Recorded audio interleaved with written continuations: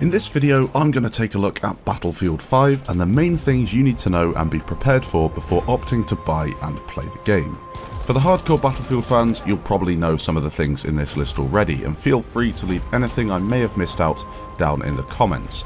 Of course, the footage in this video has come from a Battlefield event, and therefore this video is sponsored by EA.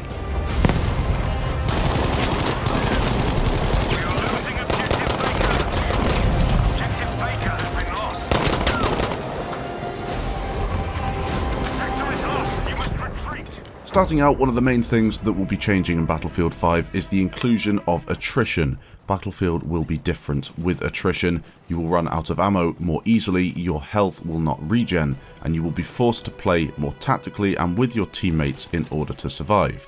A couple of quick tips for those who don't really know what attrition is about: make sure you are locating the resupply stations to gain more ammo and health, and also sticking with squad mates and also teammates that can assist you in your time of need. You can quick heal by clicking C on your keyboard or whatever the button is on your controller, which is awesome, but then you have to go and find another health pack in order to do that again. War stories.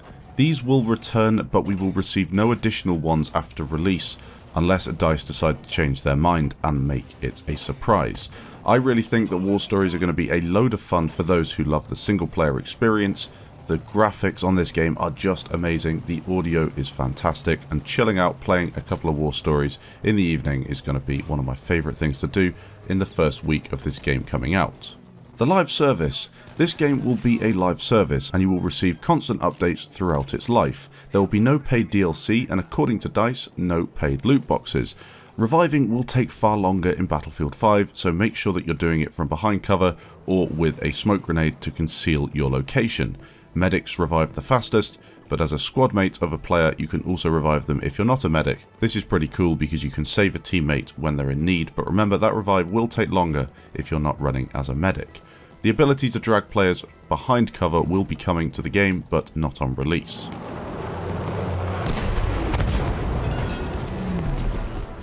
Customization will reign supreme, and there will be no way to remove or limit it as a server owner. Some people were hoping they could limit the customization and have a particular environment for them to play in. Maybe they just wanted to make it as realistic as possible or something like that.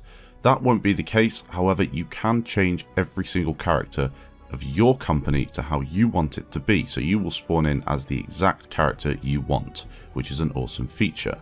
Custom servers will not be coming to Battlefield 5 on release, however they will be within a couple of months, I suspect. This is going to be great fun because events are really important to the Battlefield community and you need custom servers to make them work. A bit of a negative point here: the M1 Garand will not be coming to the game on release, however we will gain access to it later in the game's life. Upgrading weapons has a huge impact on how it behaves, and certainly gives you an advantage. I had an experience whilst playing the game where I'd picked things from the skill tree to make it work better for hipfire and being more controllable at those closer ranges, and it was absolutely awesome. I then switched out to another weapon that I hadn't upgraded at all, and the difference was clear to see. This means you really need to work towards upgrading your weapons, and these progression systems are really an awesome way to work towards a goal and then increase your ability to take down enemies and be more effective. Playing in a squad is more important than ever due to the various changes DICE have brought to the game. As I mentioned before, playing as a squad with the introduction of attrition is very important and integral to you doing well in the game. However, don't feel as if you can't go on a solo run and also be effective. It will be more difficult, but that's a good thing because more of a challenge is what gamers really need, especially those that are planning to go and do a bit of lone wolfing. Final Stand is a mode that will come at the end of a game of grand operations. It's almost like a mini battle royale with a last man standing. A clip of this can be seen in the background.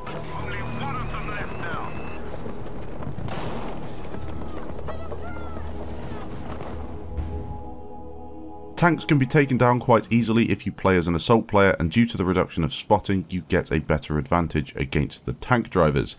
The tanks also have slower turning turrets, making it difficult for them to do a 180 and take you down. You have lots of things to take down tanks, however they are very powerful beasts, and if you get in the firing line of one of them you will be taken down.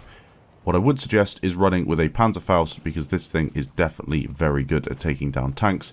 A longer reload than the Piat launcher, however, in combination with an anti-tank grenade, you can really cause some damage.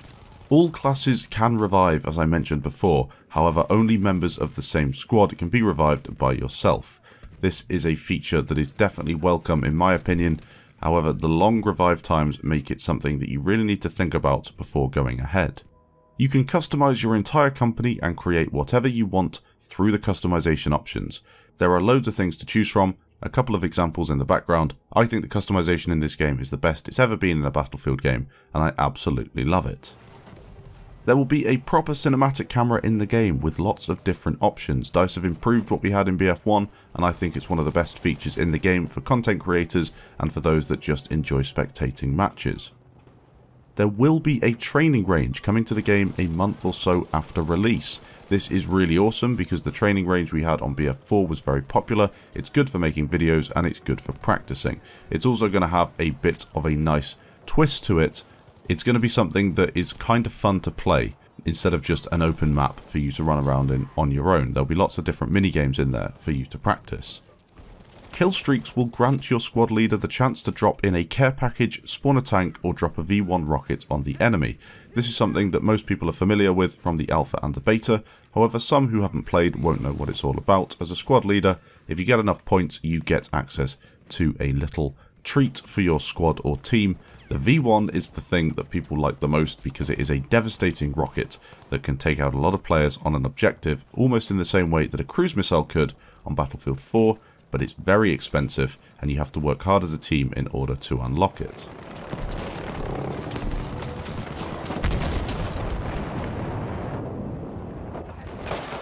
As I've said in previous videos, only in Battlefield moments are definitely returning. This includes things such as shooting grenades in midair to take out enemies or using the Panzerfaust to shoot planes out of the sky. It's a lot of fun. On a negative point of view for some people, positive for others, the bayonet is still in the game. You can unlock it for certain weapons, however it is not something that you can just take for the sake of taking. You have to sacrifice something else in order to take it. In the whole time I've played this game so far, I've only been bayoneted 2 or 3 times. Whilst in BF1, I think I was bayoneted within 2 or 3 minutes of playing the game, and that just continued throughout the game's life. Fortifications are actually incredibly important in some situations. People think that fortifications are something that have just been introduced as a bit of a gimmick in the game. I was one of the same people, but after playing some of the modes, I've realised that fortifications are essential in order to defend objectives and create cover. In those situations where you feel as if there is no cover and you're in a load of trouble, you can dig a hole in the ground or maybe place some sandbags or a machine gun emplacement or tank traps in order to help you in that situation. It's really, really good fun and is something people will definitely enjoy over time. The final thing that I'll mention in this video is progression. Progression is massive in Battlefield 5. You need to make sure that you're checking out for all the daily challenges and anything else that you can get your hands on in order to progress through the game and unlock certain things for your character and loadout. This is very, very important because your weapons will definitely improve and be far more effective if you upgrade them in the right way. And also you need to be making sure you unlock the different things for the weapons, such as your customization options and anything else that takes your fancy, because that's a large portion of this game, making your characters look as awesome as possible. An example of my favourite character in the game at the minute is in the background. I think he looks like an absolute badass. Thanks for watching this video. If you did enjoy, leave a like down below. Make sure you leave any other comments down below as well. I'm interested to see what you think of Battlefield 5. Are you going to be playing it? Are you going to be waiting for a little bit? Or are you just going to be watching content? I know some people prefer to watch content than play the game. That being said, Battlefield 5 is a special Battlefield and is definitely worth a go. Thanks for watching, and I'll catch you in the next video.